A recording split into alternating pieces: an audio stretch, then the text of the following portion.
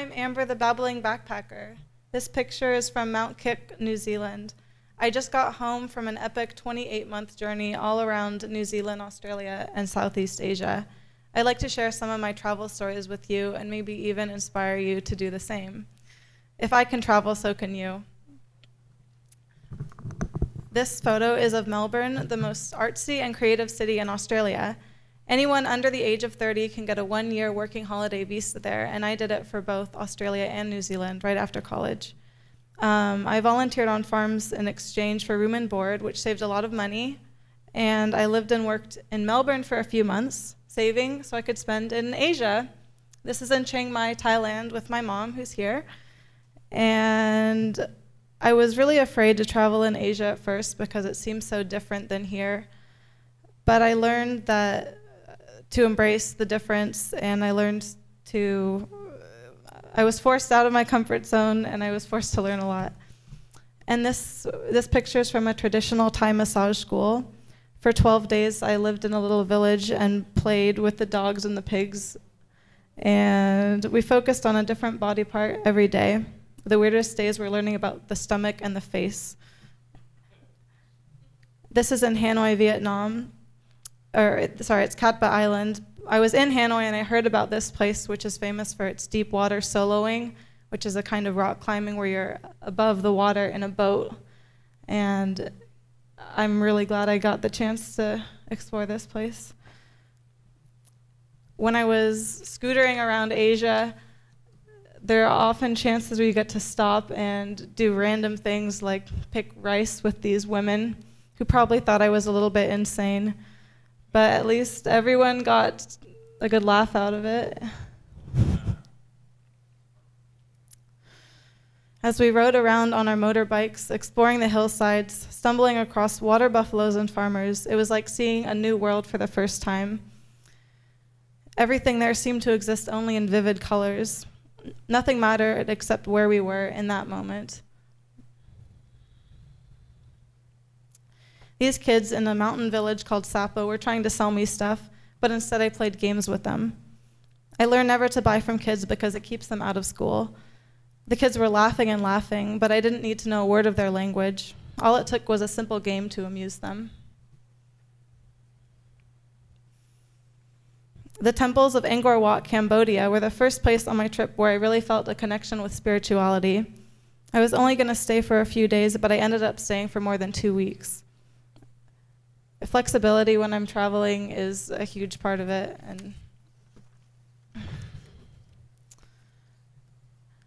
this is in Taiwan, where I achieved my goal of doing a solo motorbike trip for more than a day. And I didn't tell my parents about it until afterwards, which probably was a good idea. And it was so empowering to be there. I didn't have a smartphone. I didn't speak any Chinese, but I managed to survive. So that was good. At the end of my trip, I planned to go to the Philippines just for 2 weeks, but instead there was a typhoon. So I ended up being stuck there at this place, Bahay Kalipe, which means House of Happiness. And my 10-day retreat turned into a 2-month stay. Every morning there was yoga, and the other guests and volunteers there were kindred spiritual folk. And I learned a lot about myself.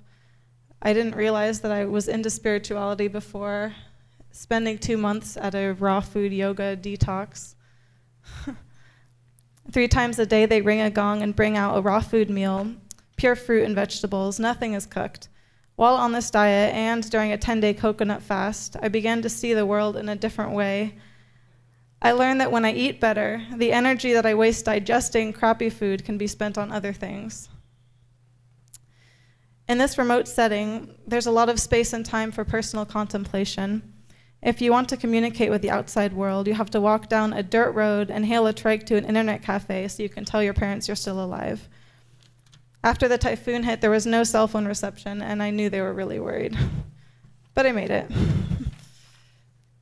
This is Tatayams, the flute maker.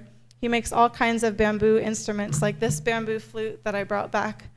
They almost confiscated it at the airport, and I almost cried, but they didn't. And that was good. That's an electric bamboo guitar that he built. Tatayam's wife, Raquel, runs a preschool, and she does it completely on her own, not for profit, teaching children English just because she knows it's good for the community. Without thinking much, I just jumped in and started playing with the kids and teaching English, and pretty soon I went there almost every day. It wasn't long until I felt like I had become part of the community. The kids called me Ate Amber, which means auntie. I'd go over to Tatayam's house to teach and play music with the kids, Aya and Bonbon. They both perform in local bands, and I got to see Aya perform in front of 1,000 people at a concert. One of the most memorable nights was the Christmas pageant, where the kids dressed up like different characters from Bible scenes and sang and danced and performed for their parents. These are the angels. The parents were really happy to meet me, and a lot of them friended me on Facebook, and I'm still in touch with them. Here's Aya and Bonbon again. Aya is playing a guitar that her dad picked out for me, and I brought it home with me. And making friends is a big reason to travel. And now I have friends in so many countries, I'm not sure who to visit next. I do want to go back to the Philippines, though, and reconnect with all the friends I made there. And that's the guitar. And I made it home, and the only difference is that I shaved my head when I got home, again, freaking my parents out a little bit. But I'm transitioning back into normal society, and if anyone has any tips for where to go next, I'm happy to receive them.